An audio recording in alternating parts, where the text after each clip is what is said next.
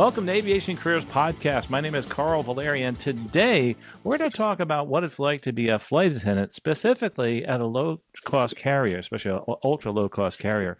And someone's here to help us out, and that's Jill Ferguson, to talk about the day in the life of a low-cost carrier flight attendant, and someone who's very passionate about aviation and flying. And I've had the pleasure of actually working with her at some air shows in the past down in Punta Gorda. Hey, Jill, welcome to the show. Thank you. How are you? I am doing wonderful. Appreciate that. Let's get right into it as far as, what it's like to be a ultra low-cost carrier flight attendant and a flight attendant in general, because a lot of what you do, I think, is the same throughout the industry, and then we'll kind of narrow down on some specifics there. So, just to kind of give us an overview of, and, we won't mention airlines, but, the airline that you fly for, how's your day begin, and what's it like to fly? It starts off, obviously, getting ready, get to the airport. We all meet. We have what we call showtime. That's when you have to be basically at the gate, ready to walk out the door and start your day on the aircraft. The whole 6 of us all meet together. Then we all proceed to the airplane and go from there. Yeah, so when you do get together beforehand, is that always off the aircraft when you start your trip, or do you meet at the aircraft sometime? The flight attendants especially would normally stay together, the 4 of us. Just, it's a little meet and greet right then. And then we start our pre-flight briefing with the flight deck on the aircraft. Sometimes they'll do it in the airport if the aircraft is late or anything of that nature, but we normally do our pre-flight briefing actually on the aircraft.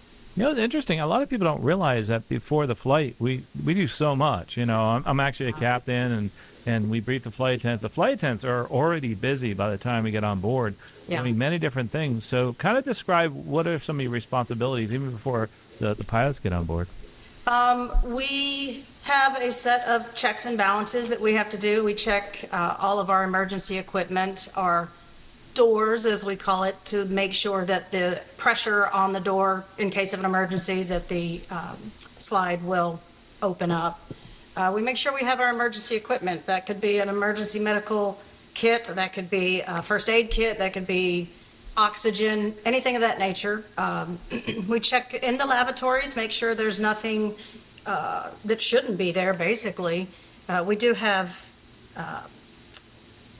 personnel that come on the aircraft in the morning, even before we do, and they do their checks and balances, and then we kind of go behind them, not as broad as what they do on their checklist, but just make sure everything is working, everything's there, to obviously have a safe flight.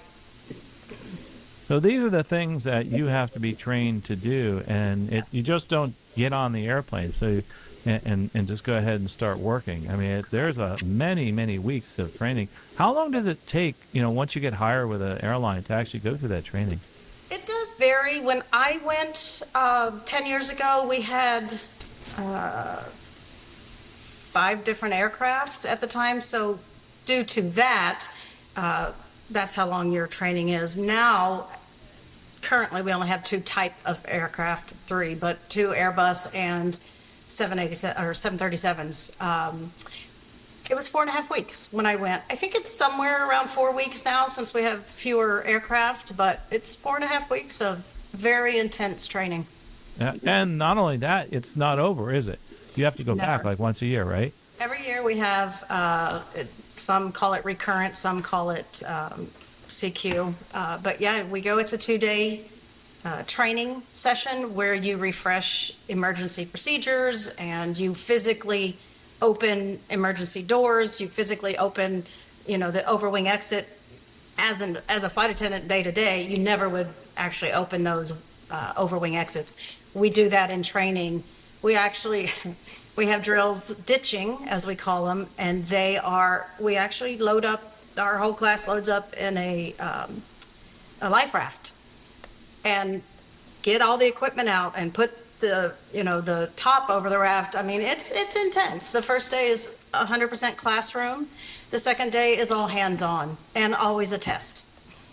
I didn't like my life raft experience. It was really cold in the water. Yeah. So, now, in new hire training, we actually got in the water launched a raft.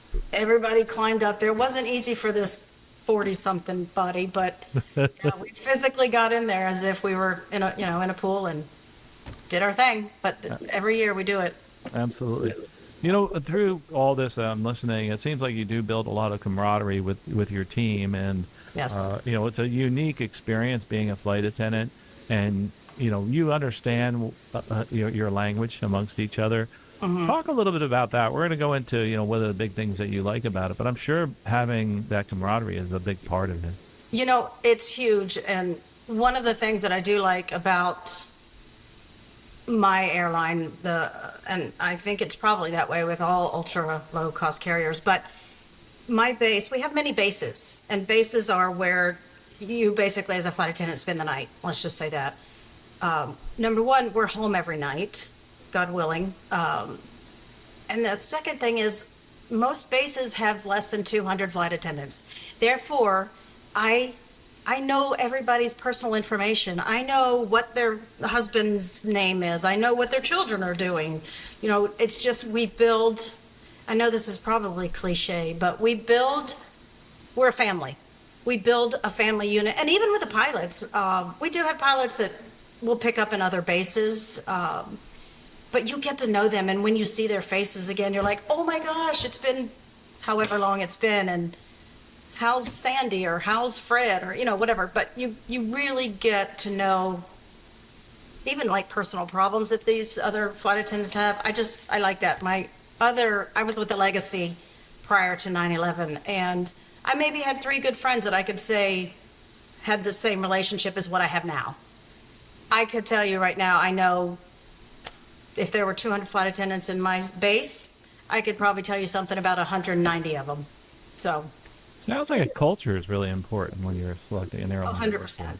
I mean, that's just a trust building, among other things, but you build that trust with these coworkers. And we have in our airline, most people will just do morning flights, and then a lot of people just do night flights. So if you're not doing both, I just had a coworker say to me the other day, I never fly with them because I only fly in mornings and they only fly at nights.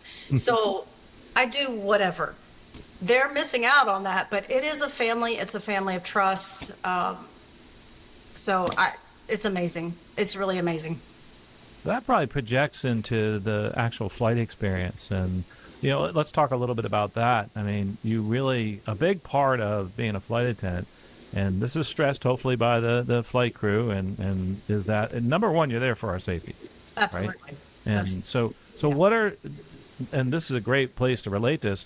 What are some of those things that are really important to us as a passenger, as far as when we get on the airplane, when we're looking at safety, certain protocols, things like that? Well, I don't want to say you have to take command of a conversation, and in that, I mean, we do pre-flight or briefings, exit row briefings for the passengers sitting in the exit row seats. You have to, number one, sound like you know what you're talking about, and after all this training, I really hope you do. So you just have to command respect. You have to know what you're talking about. Before that, even just coming on the aircraft, you as a passenger getting on the aircraft, eye contact, huge. If I'm looking at you like this and welcome aboard, hi, welcome aboard, you're not going to think that I have any knowledge of an aircraft, or that I can handle my job in case of an emergency. So that's a big thing right there. Also, in the industry, we call them white knucklers. They're the ones that are scared to death. And we have a bulkhead with a window on most of our aircrafts, or even sitting knee to knee. You can see their face. They're like, it's just very stressful for them. So you always want to put them at ease. Hey, I know people hate to hear this, but it is safer than driving a car. It just statistically is. Doesn't always help people because they're like, okay, yeah, whatever. But it's just make them feel at ease, make them feel like, you know what, if I'm in an emergency, I've got this, not a problem. Don't let them see your face either. There's been a few times you're sitting on the jump seat, you hit that bump or you hit that aborted takeoff or landing, and you just can't let them see your face. You're probably thinking inside what just happened. So are they, but they're scared to death. We know what's Until you going make it, on. right? Yeah, exactly. Exactly. Yeah. And helping those people that are a little bit nervous, that's part of that service to the passenger, because you're helping them, easing them into this position of being a passenger in an airplane where they have no control and an environment they don't understand. But there's also another part of this, and you really are ambassadors for that airline that you work for. Absolutely. And you're the first person they'll see when they get on the airplane. And they've had challenges in the terminal and everything like that. So now you have to deal with all this. So talk a little bit about that. All the different things besides, you have to serve food, etc. When you're working as a flight attendant. A lot. What I love about our ULCC is most of our guests are coming from or going to vacation. So it's very at ease. It's very, most of them are comfortable, but again, you just need to make sure they're comfortable. You have people that left their phone in the terminal. Well, it's not just as easy as you running up to the front and saying, I have to get off the aircraft, I left my phone. That's not how that goes. There are things in place that, okay, hang on, let's see what we can do. I can ground talk to the next person, to help you. You left it in TSA. Okay, let's see what we can do for you. So I don't know if that actually answered your question. Hope it did. But Yeah, I mean, absolutely. you're there for them. If you come in the aircraft, one thing I do love about this job is I walk off the aircraft and I'm done for the day. And I don't bring my problems onto the aircraft, because for us, it's a day of flying. It's not spending the night overnighting somewhere else. Now I'm having a crisis at home and I get on the plane the next day and you can tell it in my face. Smile, greet them. That is all part of that's the beginning of the package. Because you have people that, TSA was not nice to them, and I don't want to say not my problem, not my fault, but you just have to ease them in and say, you know what, I'm sorry. Let's see what we can do to fix the problem. Let's help you make this better. It started out horrible. Let's finish and make it great. Absolutely. It's interesting, as you were talking, right? You're talking about all these different things that are going on. I'm sure that a big part of your job seems like time management skills is one of the number one things, besides customer service, which is a lot of what we're talking about. Yes. And some people might be better at that than others. Tell us a little bit about how you deal with how to manage all these things and then try to get the door closed. Kind of the same thing I just briefly mentioned is you have to be in the moment, and you have to, because it happens. We have, I won't use the term, but it is when you get on, you fly, you land. When they deplane and when the next set of passengers gets on, we have about 45, 50 minutes. So within that, we have to help clean the cabin. We have to, just be cognizant of, oh, by the way, we're boarding, get ready, get into your position. Starting right off from the bat, if you don't have time management, you're not making it to the airport at your show time. You are just, the other day I flew a flight and something happened. I was running, I wasn't late, but I was running behind. It frazzled me. And for the first leg, I was out of sorts, because it wasn't my normal. I always give myself an hour and 45 minutes to get ready, get to the airport, get to the gate, relax. I'm not in a rush. I just know that is my time management. So when you get to the airport and you're harried and frazzled, it's not going to make for a good day. It's just not, because now other things are on your mind, and, just plan accordingly. Make sure you give yourself enough time, and it just makes it very smooth for the rest of the day. That was a really good example, because, the world doesn't stop moving. The airline doesn't stop moving. So you got to push through all this. Yeah. Whether you're frazzled or not, you got to keep going. Yeah. You just Exactly. can't stop. We have, I don't want to say a lot, but we have medical emergencies, obviously in air, on ground.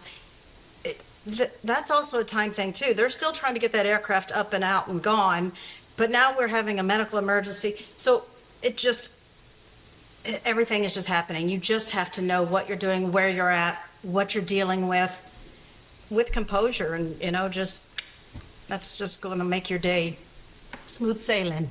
I'm glad you brought that up. A lot of people don't realize how many medicals we have in a month. It happens quite often. Some are more dramatic than others, and some are more high risk than others. But in general, usually we're able to push through that. And that's with the coordination with everybody. But again, goes back to that time management. What's interesting too, when you mention that, there's got to be a lot of times where you have something that's really unexpected that happens. Maybe you could relate something possibly that, either unexpected or, something that, was kind of a funny thing that happened or not so funny, either way. I mean, every day is something new.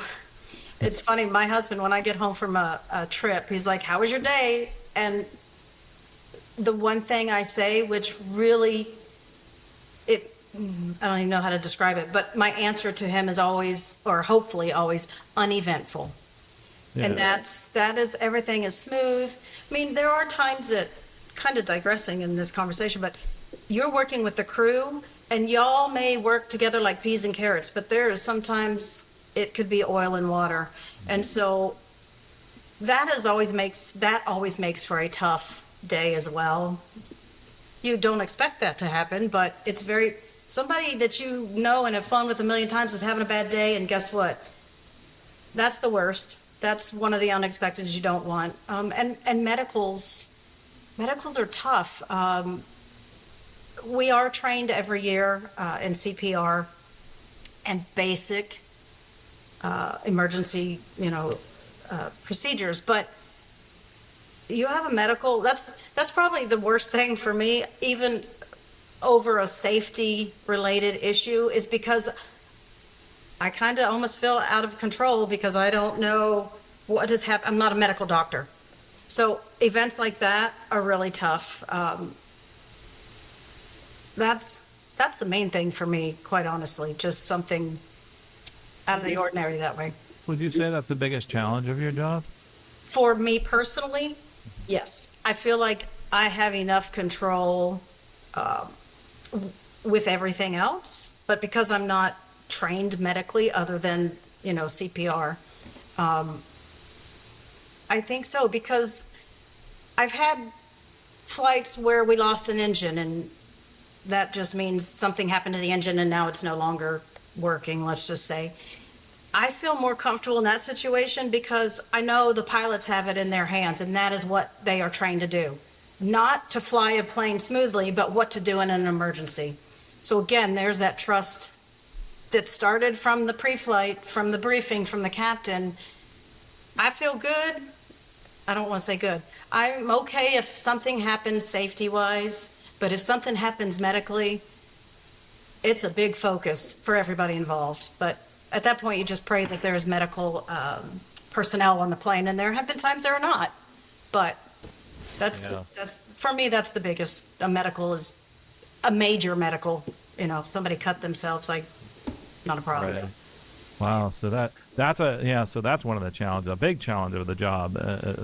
And of course, going back to, with the pilots and all, like you said, I mean, they're trained to do that. So that's not in your hands. Mm-mm. But, and speaking of which, one of the best things I always hear from a flight attendant when they're getting off the airplane is, "Hey, thanks for getting us there safely." And that I really appreciate that, because they appreciate what we're doing. And that's kind of one of the best things that I can hear. Just that's me personally. Yeah.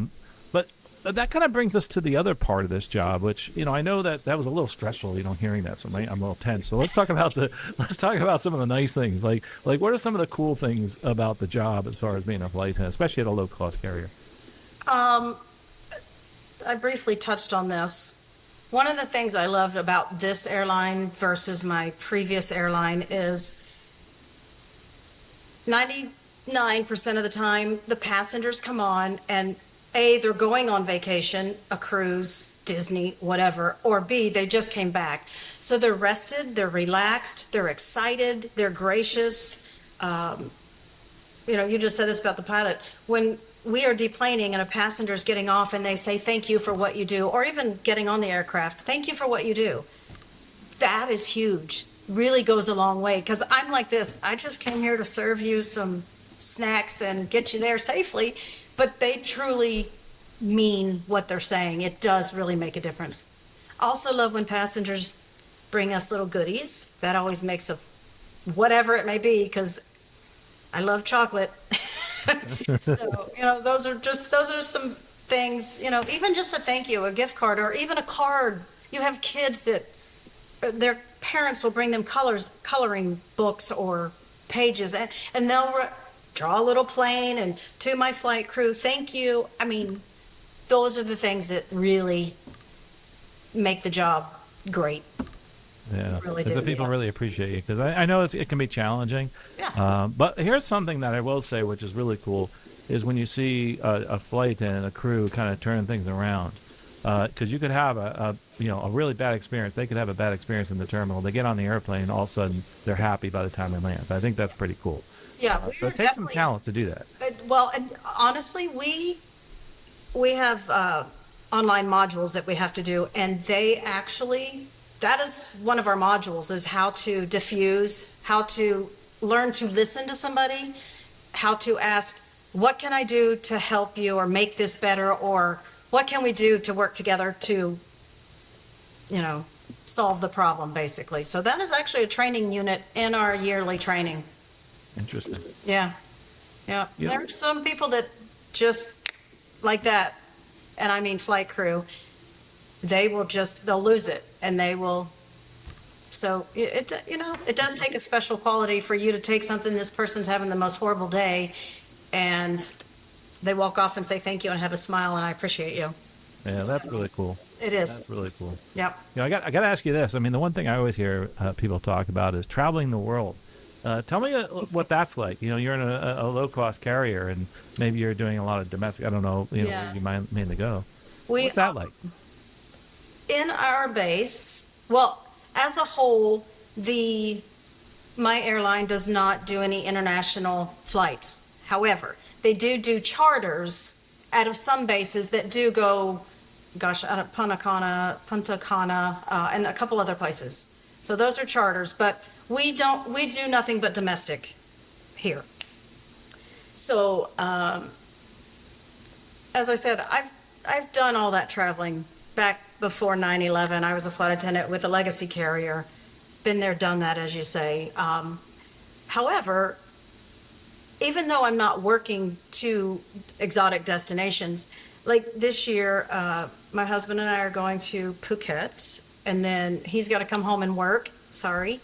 And then I'm carrying on to Bali, and then hopefully Australia and New Zealand. So because of, we don't get free flights internationally, but I get a really cheap discount. So that part is really cool. Now, Australia is on my bucket list. When we first planned this vacation, that wasn't in the forecast. And then I'm like, I'm over there. I can just hop on a plane anytime, just pop on over to Australia and do what I want to do there. So yeah, it's actually, that's the fun part, is that you do get to, see other places, not necessarily our aircraft or our company, but I'm old, let's just put it that way. A lot of the kids in their 20s and such, they're just hopping. Whatever airline they can hop on, they're going to go regardless of where they're going to, and they're going to spend 2 days and hop on back. I can't do that anymore. That's so cool. That's so cool. I mean, but I mean, you could if you had the time and the energy, obviously. But and 30 years less, yeah. Exactly. Yeah. But I can't. But that's a real great benefit. I mean, you're getting these discounts on these airlines, even though you don't work for them. Right. So that's huge. I mean, it's that part of that industry, and everybody's like that, because not every airline flies everywhere. So correct. So, but together we can go anywhere we want. Like I can fly in your airline, you can fly in my airline, and that's really, really cool. And what an incredible benefit that is. So that's a neat thing, is flying to different places. But as far as your favorite thing on your job, again, I mean, so before we kind of wrap up here, what is your favorite thing, and also what is we won't call it your least favorite thing, or your biggest challenge is a better way to say that. My favorite thing, honestly, is being together with my friends, working and getting people to their destinations. I just love going out, and it's a day to hang out with my friends and get paid for it. I mean, who wouldn't love that? Albeit we're in a tin can and really high in the sky, but I really do enjoy that. And not to take away from the fact, I do enjoy the passengers.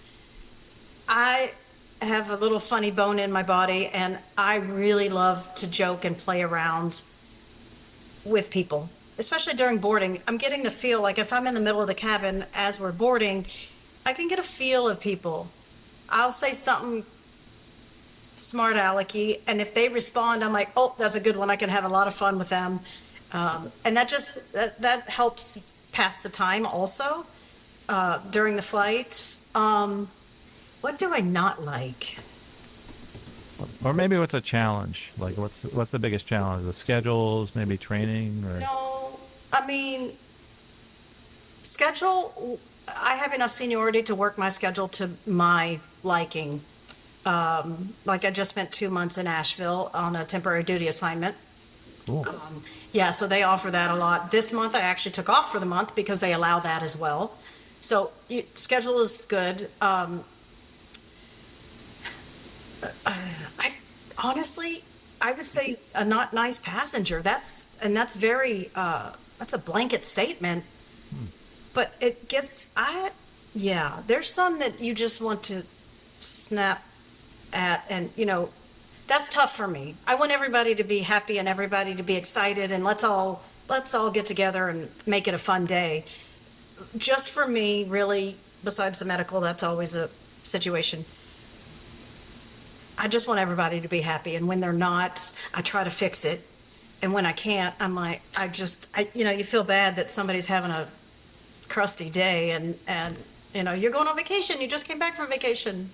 That's probably the most challenging for me, as simple as that seems, but does make a difference. Yeah, that's I think probably the most stressful thing that I hear. Going in the van to the hotel is talking about a specific passenger. It could be just one. Yeah. And it'll ruin their day, and that's all they'll talk about. I personally try to redirect it. When we're on the van, talk about 100%. something else real quick, because Yeah. that can affect the rest of your day after work, and you don't want that happening to you. We don't have that problem, though. We don't have vans. That's true. You don't have vans. It really is. That's another thing I do like. I am home. Yeah, I get to have a life outside of my job. So, Yeah, and that's a huge benefit, Yeah. being at a carrier like that, and a lot of these ultra low cost carriers. You go back out and back, and I think that's terrific. And I get it. Some people are going to say, "Hey, by the way, I work for a legacy, and I can do the same thing." I know, but in general, you're usually going to overnights, Correct. and that's happening. If you're super senior, yeah, you can do those turns. I Right. can't do those turns where I'm at, but most people. you get used to it. Yeah, and it's a different life. Being a flight attendant is a different life. It has afforded me a lot of great things, vacations, all that. I couldn't imagine doing anything else right now, or probably ever. I always say I'm going to be at this job until I'm no longer on this earth, because it really is an easy job, sans the few things we talked about, training and all that, but love it. Love That's it. cool. Yeah. How about someone who's thinking about doing this, wants to become a flight attendant? What type of person should they be, and any tips as far as what could you do now, maybe type of job? Okay, so the funniest thing was the first time I applied to my company, I was denied. Now, in my past job in the airline industry, I was a trainer. I had worked on all the aircraft that were currently in our fleet. Like, I didn't understand why I got turned down. Still don't know. Whatever the case may be, I tried 6 months later, and they accepted me for training. Some tips are, you do not have to go to any type of school to learn how to be a flight attendant pre getting a job offer. That's what you're going to do once they offer you the position. So there's no use. Don't go to school to try to become a flight attendant to go to school. My careers spanned mostly in the restaurant, customer service. I really don't know what they look for. I used to interview in my legacy carrier flight attendants for special projects, but I don't really know exactly what they actually look for. So I guess the main takeaway is you don't need to go to school prior to. You have to be a people person. You know that. It's all the typical stuff. Don't say it in the interview. I love people and I like to travel. Don't do that. But that's a hard one. Just Customer go for service it. sounds like, from what I'm hearing from you, if you've Yeah, worked in definitely. those type of industries, that would help you a lot I would also because say, you're always please, dealing with people. yes, I'm sorry, excuse me. Don't give up. You have, and don't just put an application for one airline. Put them in for all of it. Somebody's going to click, something's going to hit. Go for it. Don't be shy. Just go for it. Be yourself. Yeah, absolutely. I think that's very important. And don't give up. I think that's some of the best advice right there. Don't give up. Because some people say, I want to work at this airline. They don't get in. It's like, don't stop there. Just keep moving. Yeah, Keep moving another forward. thing, especially in our airline, age does not matter. We've had people that have been flight attendants started in their 50s. You have some that started at 21. You have to be 21. So they're really good. There's no discrimination in age for sure. So even if you're in your late 40s, 50s, even 60s, if you want to do it, go for it. Go for it. Absolutely. Yeah. Well, anything else that we didn't cover that maybe we forgot that we can go over? I think you pretty much wrapped it up as far as the different things of the ultra low cost carrier flight attendant. And obviously you like your job, and looks like you're gonna stay with this. And Yeah. it's always nice talking to you, especially we've known each other for a few years now, and I think it's been great. Some of the things you've said about your job, you obviously like that job. Yeah. There are people that this wouldn't be the best job for them. Correct. And it's one of those things that sometimes you don't find out till later. Do you know, that's funny. People go through the 4 weeks, 5 weeks of training, and then in 2 months they quit. And I'm like, how did you? But that's what happens. That's how you figure out if you're right for it, if you're good for it, if it works for you. Go for it. I always tell people, if you make it 6 months, you'll probably stay your career. I don't know if you feel that's correct to say. Yes, I do. That is, I mean, because 6 months is your probationary period. You're gonna get it, and they're gonna get you. So that's that's a good statement. And it's just one of those yardsticks, because then there's people that just couldn't think of doing anything else. And the other thing that's great, and I'll have listings, by the way, is the pay is really good after you build some seniority. Absolutely. Yeah, it's it pays my bills. Yeah, absolutely. Definitely does. But you have to get there. I mean, the starting salary and the way that reserve life goes, you need to have a second salary or not a lot of bills, I guess I could say, because it's a struggle. It really is. I was fortunate enough, both my airlines, to have a second income, my spouse. But it's a struggle your first couple of years. Reserve is no joke. Yeah, absolutely. And we won't ask you what your wage is, but just on the BLS website, the 2024 median income for flight attendants was $67,000. It goes way low and can go higher than that, really depending on the different type of airline that you're with. And you can work extra. I mean, there's people out there making six figures. That's what I was going to say. There's a lot of opportunity to increase your salary immensely. Yeah. Yeah, and that's something a lot of people don't realize, and you can become a trainer. There's all sorts of different things that you can do, and I think that's one of the really cool things about actually being a flight attendant. And by the way, if you are someone that says, "Hey, listen, I have no experience talking to anybody," I know there's schools out there. Like you said, you don't have to go to the schools, but if you do want to go, you can go to one for free. There's actually scholarships using in our scholarships guide. And our actually Stratus Financial, who's our sponsor of this podcast, are giving away those for free. Visit our sponsor, Stratus Financial, where dreams take flight. Stratus Financial offers loans for pilot training, and they understand your needs because they're pilots. You can find out more at stratus.finance. Whether you're financing your dream of flying or simplifying the process by taking care of your student loans, their efficient, hassle-free funding can connect you to the life of your dreams of becoming a professional pilot sooner than you ever thought possible.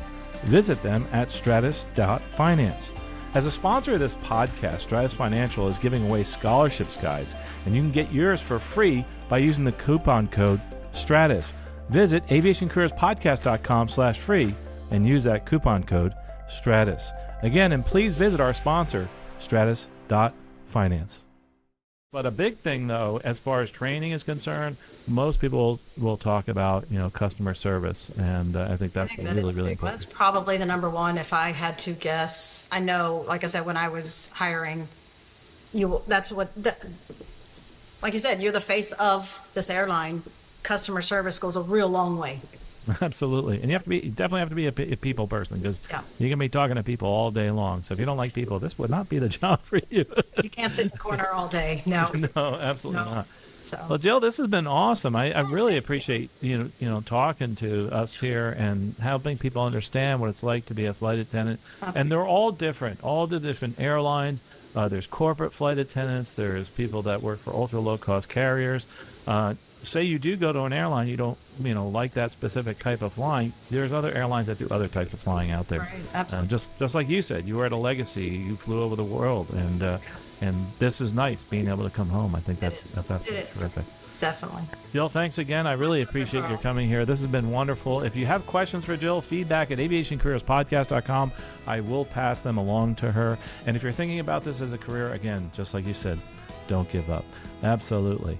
And if you're thinking of anything as a career in aviation, do this for me. Make sure you take one step every day to move forward in your career and in your life. And I know you'll get there sooner than you think.